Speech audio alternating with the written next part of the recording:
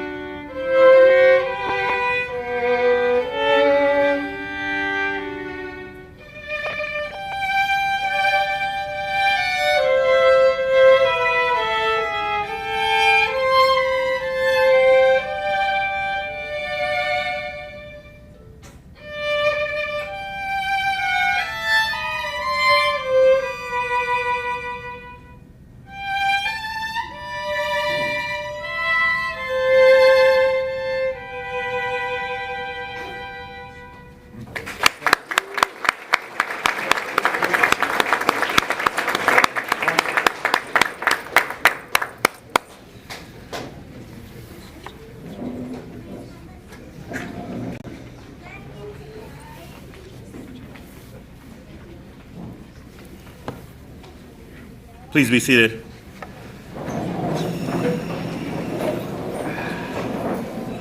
I would now like to invite Lieutenant Dave Myers, who will lead us in the invocation.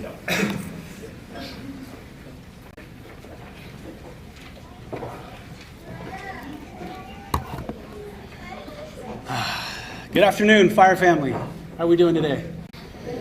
It's always a joy to get to be a part of ceremonies like this. They are indeed special moments. But first, I'd like to acknowledge the most important people in the room today.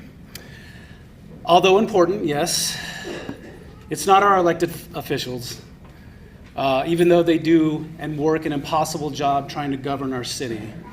It's not even the brass of AFR, even though they fervently run easily one of the best fire departments in the country. It's you, the families of my brothers and my sisters. We talk ad nauseum about those of us who are lucky enough to have such wonderful support systems that allow us to do our jobs at high levels. That, my friends, is you. Thank you. We always talk about people who rescue the rescuers. That is you. So may you come to find that your unwavering support is what gives us permission to continue to serve this city with abandon. And may you come to understand that you, my friends, are the unsung heroes of this story. And may you come to realize that you are the ones that undergird and sustain each and every single person in the room today. So cheers. We honor you today. Thank you for every way that you would reinforce the great men and women of Albuquerque Fire Rescue. Thank you so much. Grace and peace.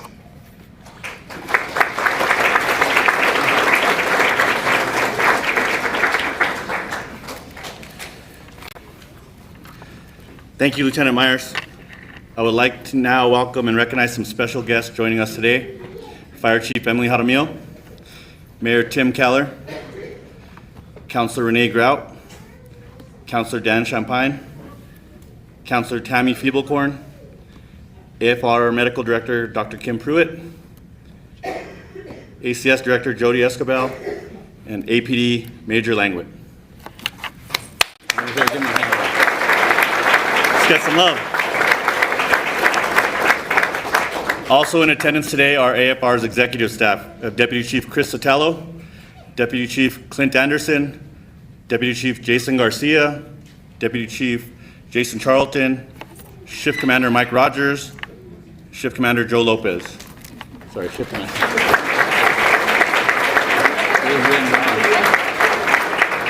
Sorry. This afternoon's ceremony consists of recognizing several individuals for their professionalism and acts of heroism. We'll also be formally promoting 16 members of Albuquerque Fire Rescue. I would now like to welcome Mayor Tim Keller to the podium. Please welcome Mayor Keller.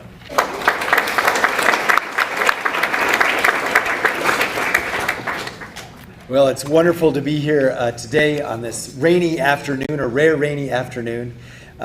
Technically, too, that should mean less structure fires, so we can all attend the ceremony.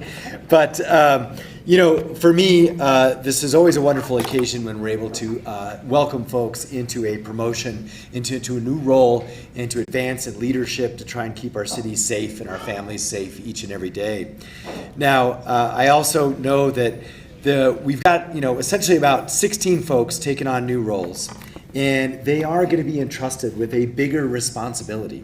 There is no doubt about that. And with all the challenges that our city's facing, we need them to step up, and we're grateful for them stepping up to take on that responsibility in our city's time of need and in so many of our neighborhoods that also need your help each and every day.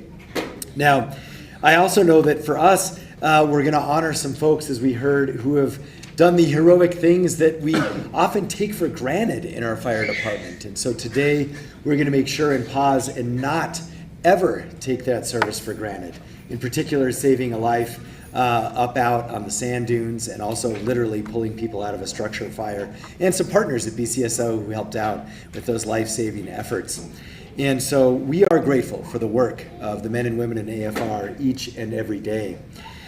I also want to acknowledge that as they get new badges pinned on representing their new ranks, there's a person behind that badge that has their own challenges that their fire family helps them with, but also all of you, their friends and their family, that have enabled their career and enabled them to be our heroes each and every day.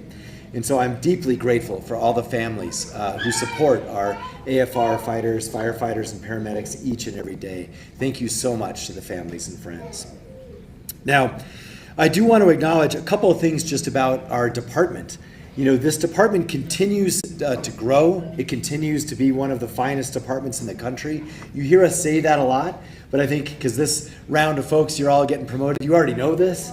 But it is true that pound for pound, we're one of the busiest and most effective fire departments in the country. And honestly, it's been that way for decades. And it's a credit to the department and to the leadership that it's had, and also to the politicians for not messing it up. And so we're very, very proud of our fire department and everything that they do each and every day. But part of that is what we can do to help and build the department and make sure that it stays that way. And tonight is a special occasion that no one would really recognize except for some of the brass up here, but it's budget night at City Council. And we have 3 counselors here with us. And so there's all sorts of things that we're going to figure out. But I think with the counselors' permission, I do want to share with you, because they haven't voted yet, but there's one thing that we all agree on. And it is the collective bargaining agreement that we put in place with our AFR responders. This is the first time ever a 3-year agreement, and with the votes tonight, it is also going to have the largest raises in the history of AFR. So we know it's not all about compensation, but you deserve it, you earned it, and hopefully tonight you're going to get it. That's right.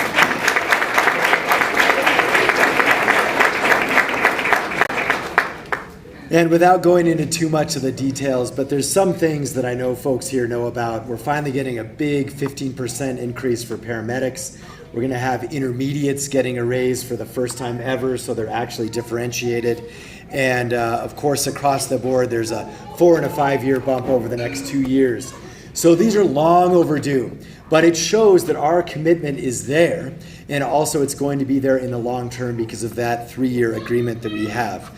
So when you add that into things like we're looking at building a new station out at Mesa del Sol, that is not that far away anymore. We have the first new fire station in at least, I think, 20 years that is going to be finished this fall out in the Southwest Mesa, just out there. And so we continue to invest and to expand in our department. And 2 new engines are coming next week. And of course, wonderfully, we continue to be dedicated to backfill all y'all who are getting promoted. So we got 50 cadets in the academy right now, which is a great thing for all of us. So with that, thank you so much for all you do for the department each and every day, and God bless.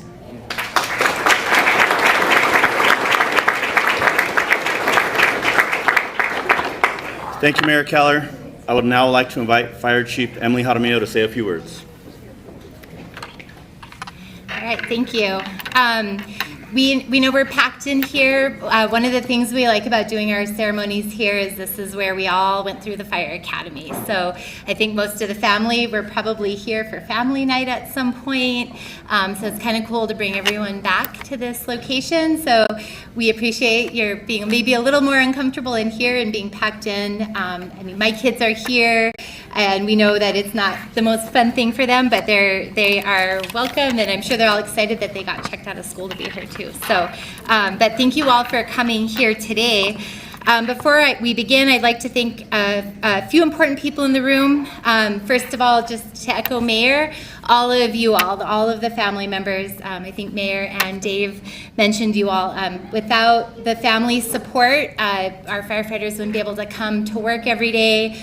We know the sacrifices. All of us are part of the fire family. We know the sacrifices that you all make, the missed holidays, the missed events, and we appreciate all of you for supporting them to take on these accomplishments today of promoting. Do we have any retirees in the room? If we do, could you stand up? Is this the first time? Oh, we got one!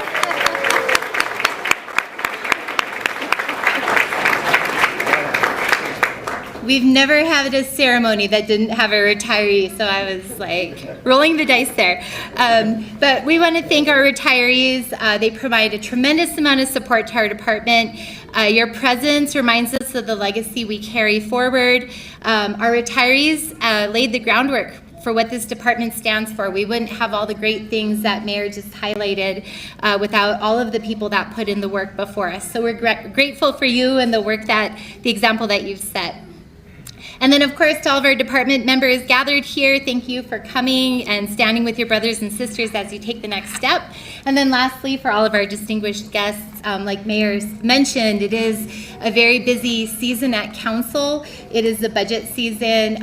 Our cow chair, she's literally in charge of the budget at Council, and she took time, Councilor Grout took time out of her day, Councilor Champagne and Councilor Feeblecorn. We really appreciate, we know how busy they are, and of course Mayor and our city department. So everybody is coming out to celebrate you all and your accomplishments today. So today is a great day. This is one of the unique promotional ceremonies where everyone here is promoting to arguably one of the most important leadership positions in our department, company officers. Our company officers have one of the toughest jobs in our department, and I think if you asked a firefighter, they would probably agree.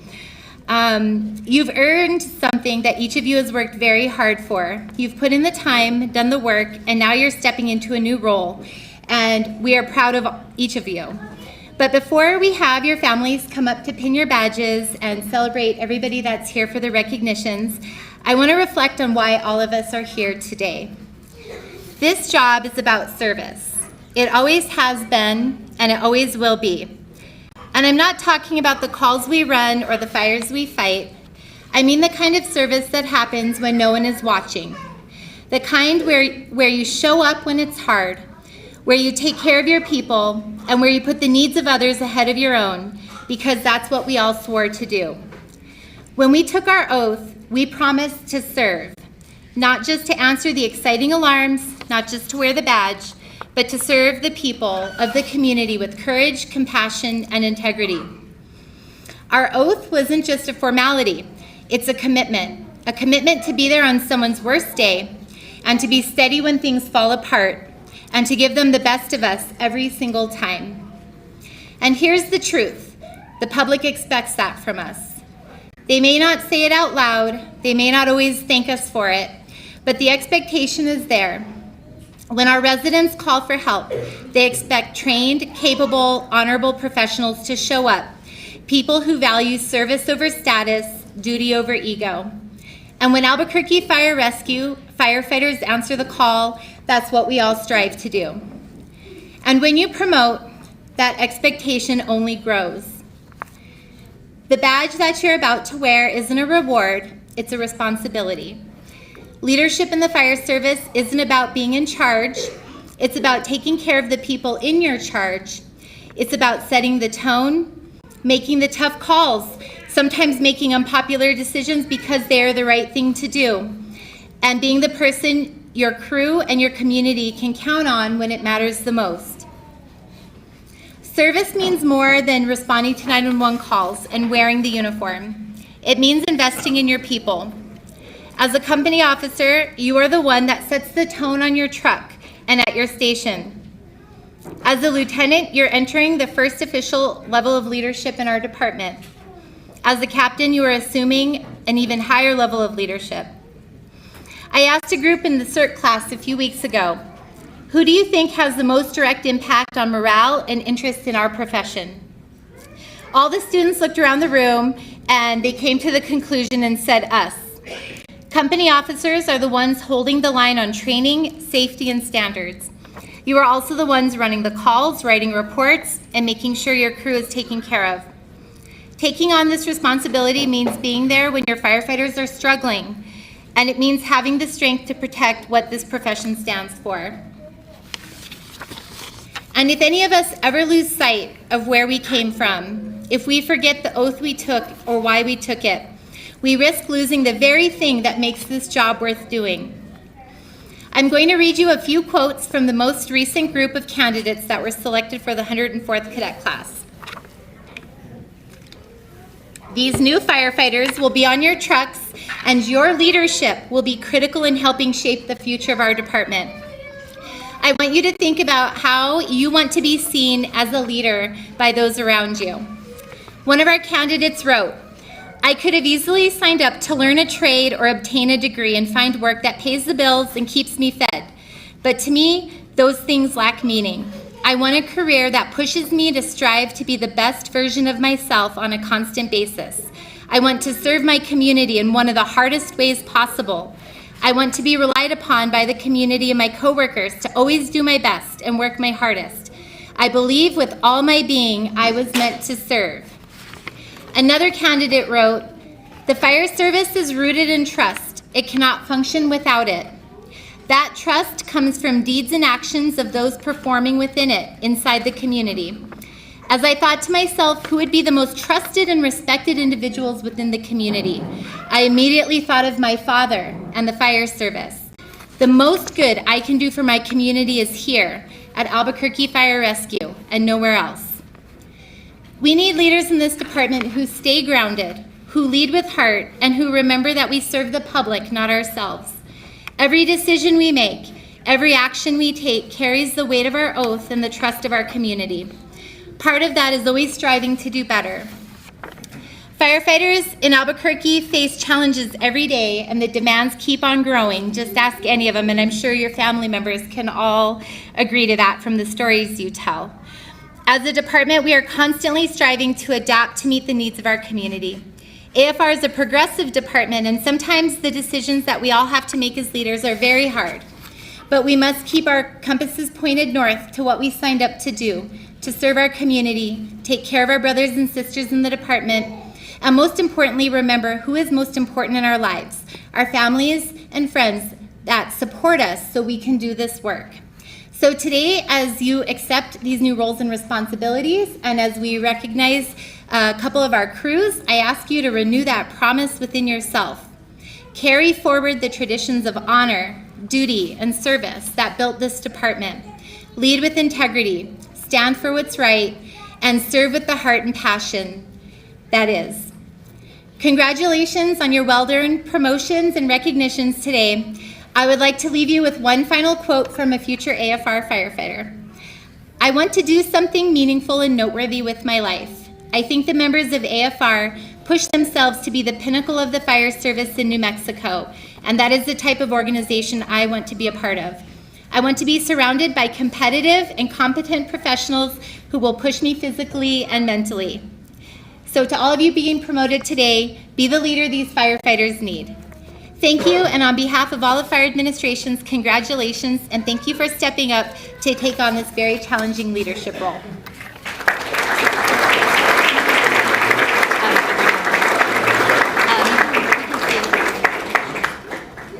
Okay. Thank you, Chief Jaramillo. So next, we're going to do the recognitions. We have two groups of individuals getting recognized today, and Chief Jaramillo is going to read those off. All right. For this one, we're going to call everybody up after the recognition, but for the first one, I would actually like to call Driver Doe, Sido, come on up here and stand next to me. Not that I want to put you on the spot.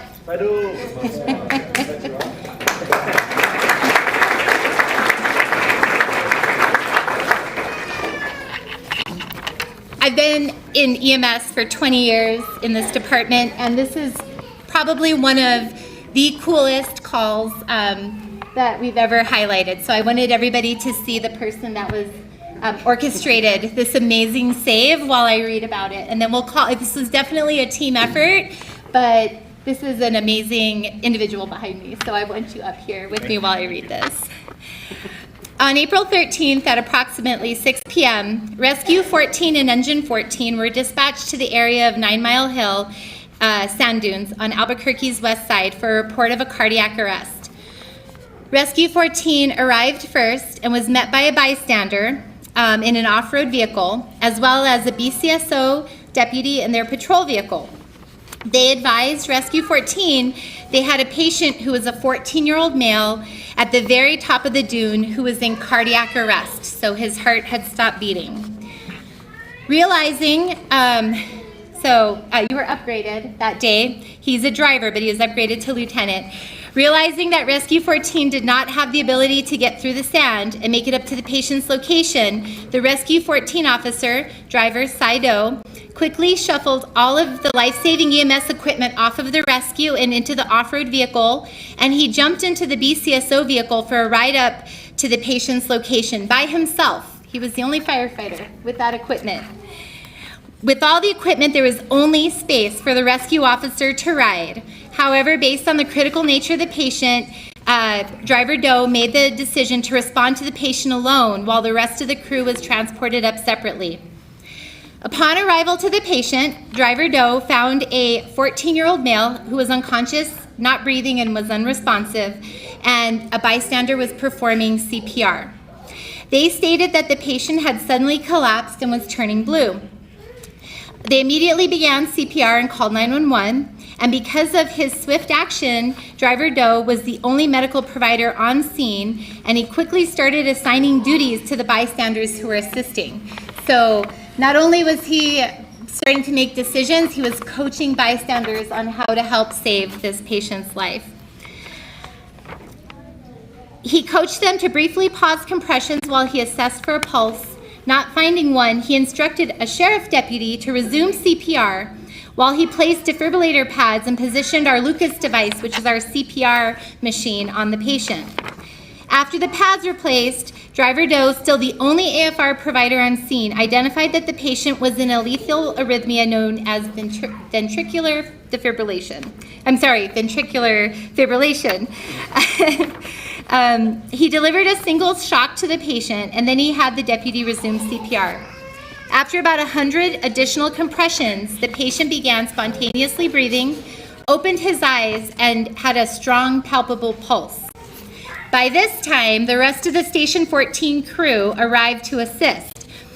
Engine 14 made the great decision to forego bringing their engine to the scene and instead brought up what is known as the dirt truck, which crew regularly utilizes for off-road response. The patient was placed on a backboard and transferred to the dirt truck, which was used to shuttle him down to the awaiting Albuquerque ambulance unit for transport to the hospital. En route to the hospital, the young man became fully awake and was talking with the responders all the way to UNMH. He told crews that he had a congenital heart issue, and this was his second cardiac arrest in as many months. The previous arrest was reversed by his school staff through the use of an AED, to which AFR also responded. Just a couple of days later, this patient walked out of the hospital and was taken by his family to see a specialist in Colorado, where they were going to place an implanted defibrillator as they worked to try and correct his congenital issue. This was a once-in-a-life career save. It is notable that despite the geographical challenges on the scene, Driver Doe was at the patient's side providing care in less than 10 minutes from the time they were dispatched to the call.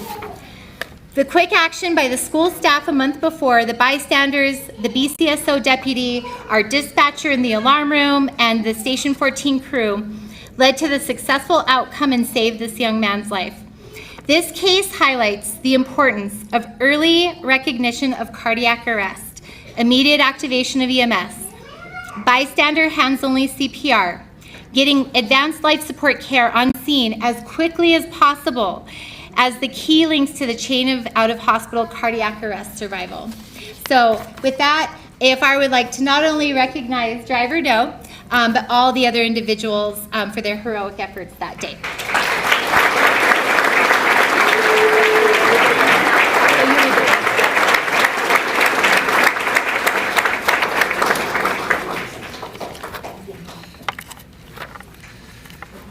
Would the following individuals please come forward to be recognized? From BCSO, Detective Laura Daly. You can hang out. Deputy, go ahead.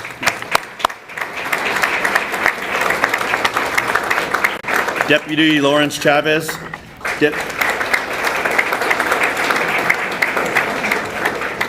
Deputy Quan La.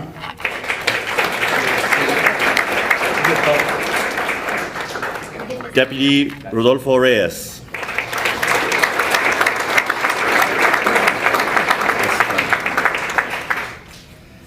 Engine 14. Stop for just a second so we can get their work. So Laura? You get this too. Thank you.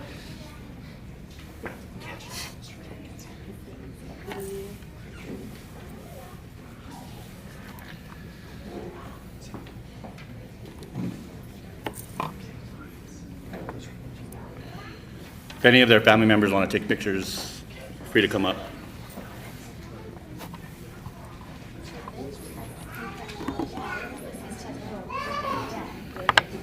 Let me take a picture of you, buddy. And then the last one.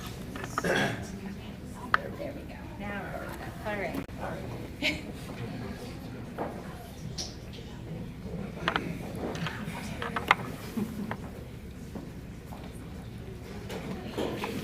We'd like to give you guys all another, let's give them another round of applause.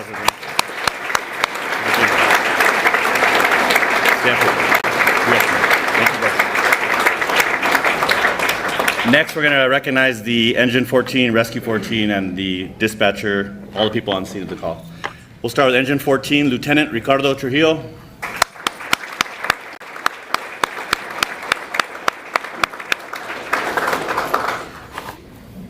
Driver Juan Martinez.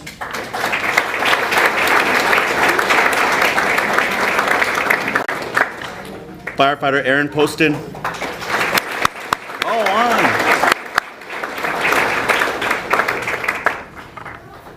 Firefighter Brandon Murillo.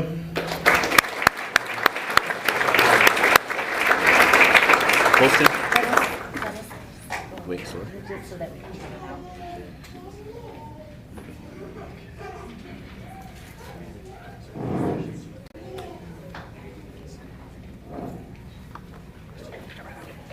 Next, we'll do the rescue. You guys stay up here. Side O's already in front of us, but let's give them a round of applause.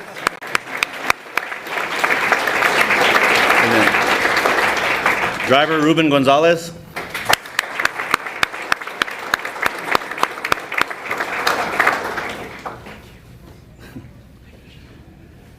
my favorite next guy here. From the alarm room, the dispatch center where it all starts, driver Ryan Yoder Solis.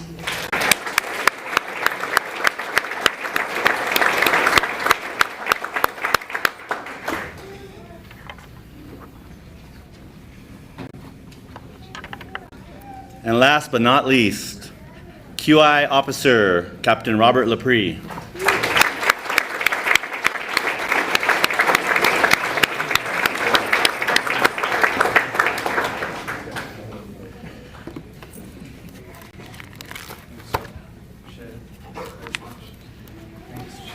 If anyone wants to take some pictures, if your family's here, you can come up, take some pictures.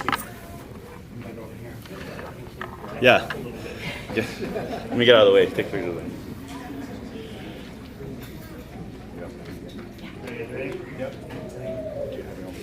I don't want to miss that one. Jason. So one more round of applause. Thank you, guys.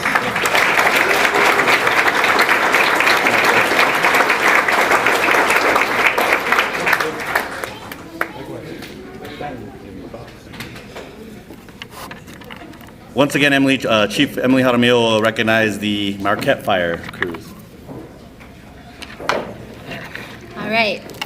We have another great, unique save with our Marquette Fire recognition. So on April 3rd, 2025 at approximately 1 in the morning, AFR was dispatched to 8500 Marquette for reports of a structure fire.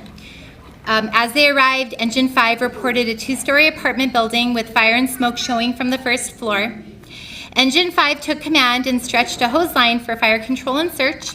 The alarm room updated crews that they had received multiple calls of people trapped inside the building. Rescue 5, Medic 5, and Ladder 5 arrived just after and were all assigned to life safety primary searches for the reports of confirmed people trapped. While Engine 5 made an attack on the fire, Rescue 5 and Medic 5 were able to rescue 2 individuals that had been trapped just inside the building. They transitioned from rescue to medical care of those individuals. Ladder 5 went to the back of the structure and entered the apartment through a window for search. Ladder 5 located a 3rd victim and removed them from the apartment. All 3 victims were removed within 10 minutes of arrival. Of the 3 victims, all received medical care on scene. 2 were transported to UNM Hospital in critical condition, and the 3rd received over 40 minutes of advanced life support care on scene prior to care being discontinued. This event was an impressive example of training, coordination, and teamwork that provided for 2 lives saved in the most challenging of conditions. The action of Station 5 at this structure fire affirms the oath they took and their commitment to saving lives and protecting property. We also need to acknowledge all of the other crews on scene that played an instrumental and supportive role in the overall outcome of this event. The alarm room dispatcher that was assigned to this event was also instrumental in updating based on additional calls, as well as getting multiple Albuquerque ambulance units en route to the scene. Great job to all involved. Your actions exemplify the importance of prioritizing life and the commitment to serving the public. All right, so we'll hand it over to DC Marufo to say their names. You guys have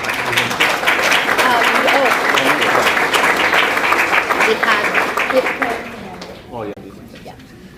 Should we tell them? Would the following Later. Or,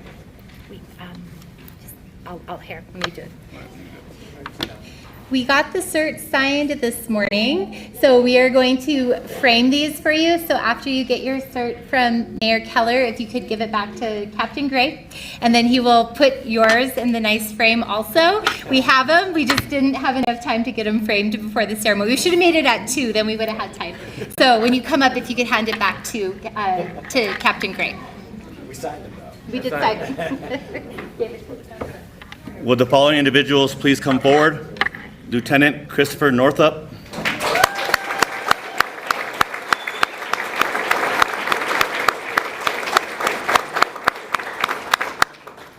Driver Forrest Tyndall.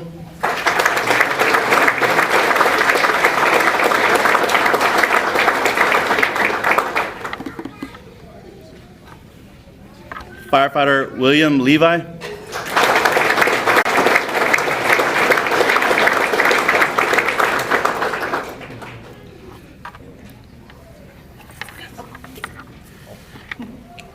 Firefighter Tyler Diaz.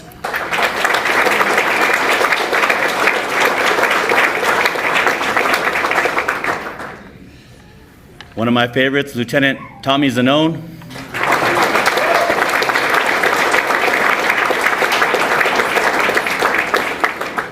Driver Kyle Underwood.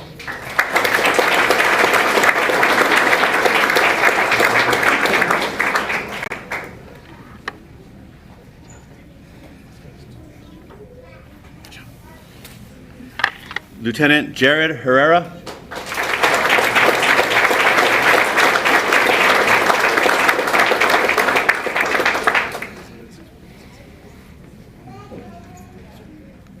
Driver Jordan Vasquez.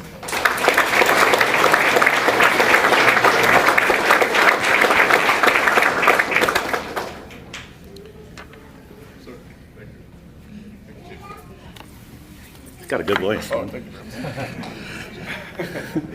Captain Matt Bodel.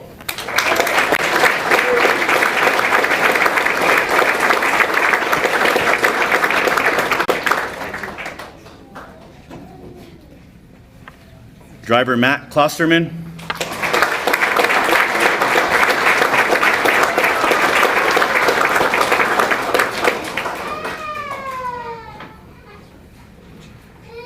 Firefighter Samuel Eddy.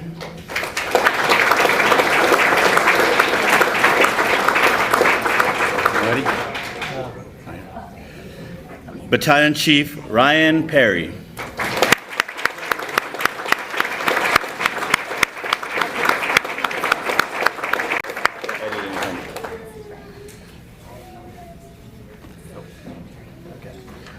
Once again, if any family members want to come take some pictures of the loved ones here, and then we'll give them one last round of applause when they exit stage left.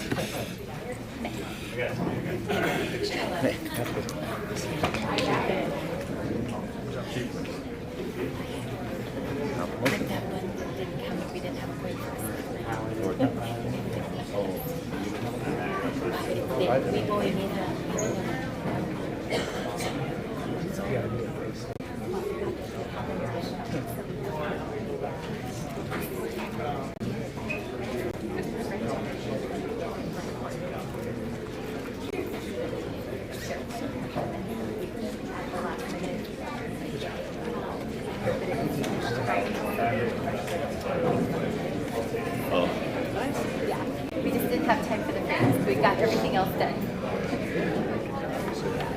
Let me mute that. Let me mute that real quick. I was going to say soon to be battalion chief, but I don't want to jump the gun.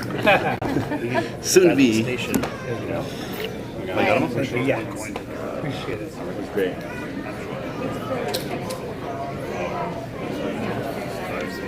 One last round of applause for these very brave gentlemen.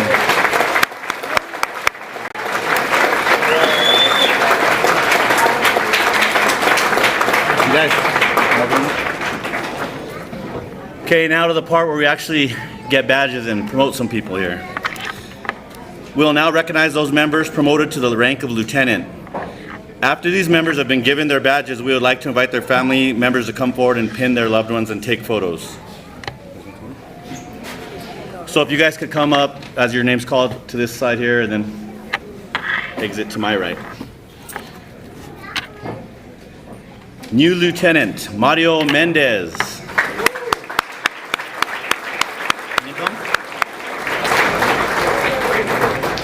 Lieutenant Caleb Dixon.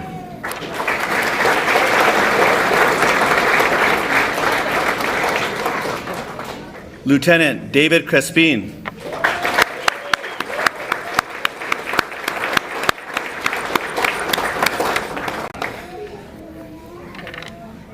Lieutenant Christopher Rougemont.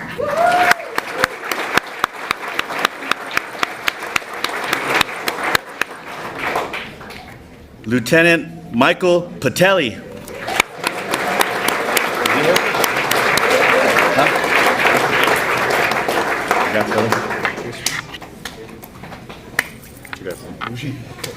Lieutenant Seth Cam.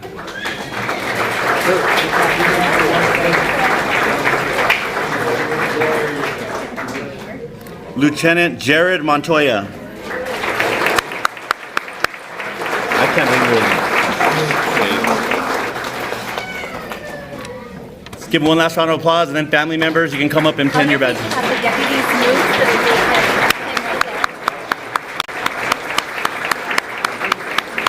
You can do it right here. Or have them come in front. Is it family? Do you guys want to come up in the front here? So, you guys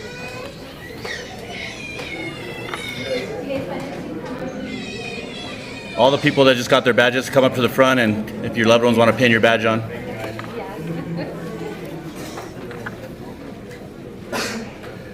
Do you have someone here for you, Battalion? He's got his sister right there, Barbie. Come on up. Grab Barbie.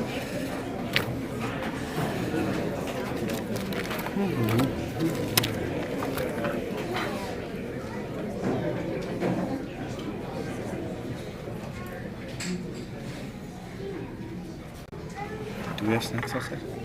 Did they put snacks on outside? That's Clint, because Clint was in charge of it.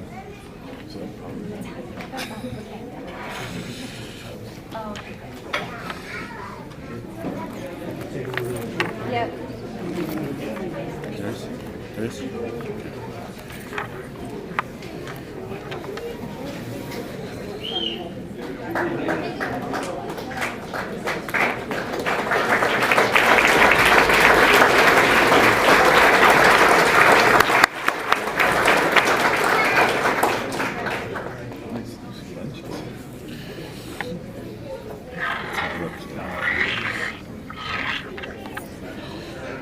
All right, Battalion, we get it. We know you're proud, we get it. Next, we will recognize those members promoted to the rank of paramedic lieutenant. Again, after these members have been given their badges, we invite the family members up to come forward and pin their loved ones and take photos. Would the following members please come forward? Lieutenant Antonio Varela.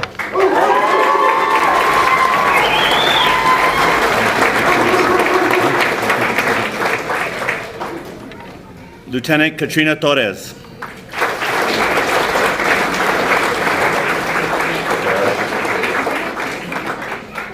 Lieutenant Benjamin Gallardo.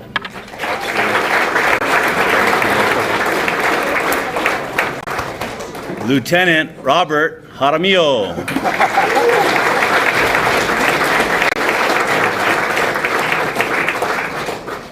My old pipeman, Lieutenant Jose Mondragon.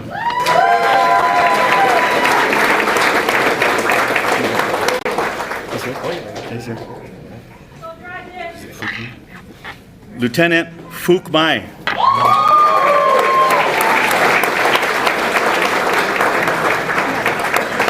I always get nervous saying that name out loud.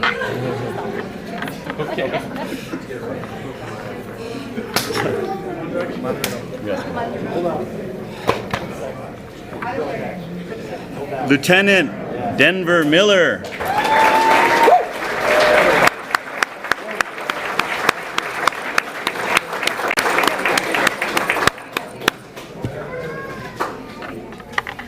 Congrats, brother.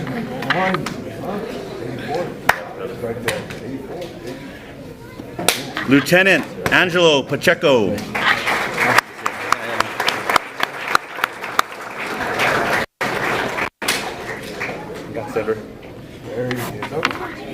Walk behind me. What do you think this is? Again, let's give him one last round of applause, and family members, go ahead and come up.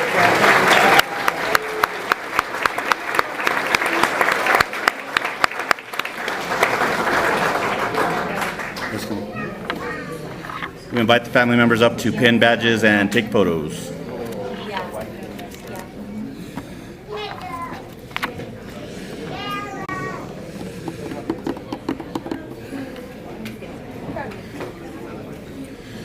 Thank you.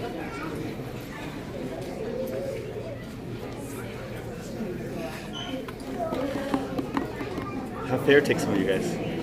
I don't want to be in. For old time's sake.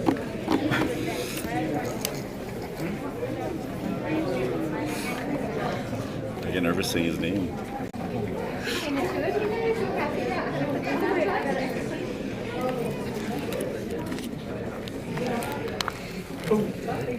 Captain. Jonathan Harris. This and then we'll think we're coming. I don't know. This Jacob added this feel good moment.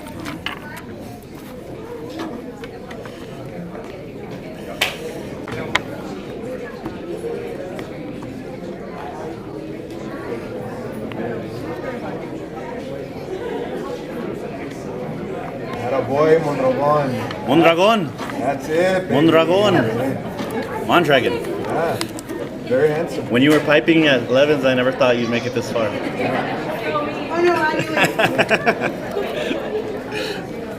we need is my cadet. I didn't think you would. Yeah, before that. Yeah.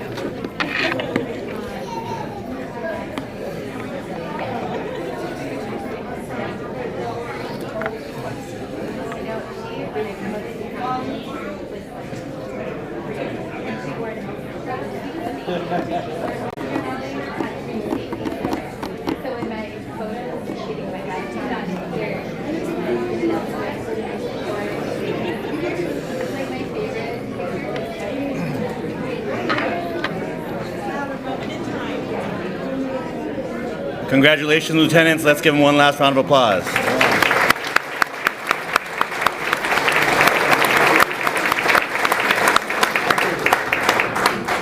Final one of the day, final one. We'll now recognize one member promoted to the rank of captain. After he's received his badge, we invite his family to come up and pin him. Would Captain Jonathan Harris please come forward?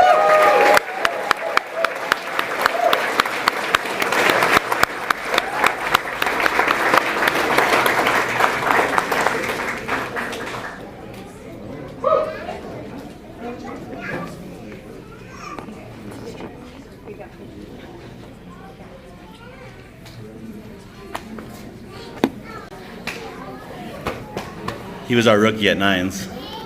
Good kid, good kid. Would his loved ones like to come up and pin his badge? Get Tim up here. Come on up, Tim. Come up here, Tim. Come on. Come on, Tim.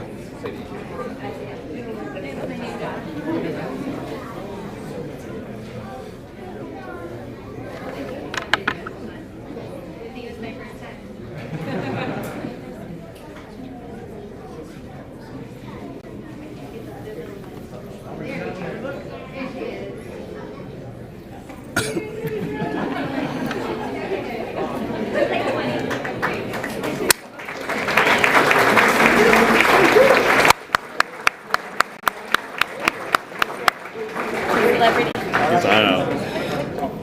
I think Tim's the most famous person here. One last group that we would like to thank are the family of the firefighters. Thank you for sharing them with this community. Without your support, we would not be able to endure the challenges of the fire service. Thank you all for coming. This concludes our promotion and recognition ceremony. And thank you all for being here. I'd like to invite everyone to enjoy refreshments and take additional photos out in our lobby. There's also the museum. You could take your kids in there, take some photos.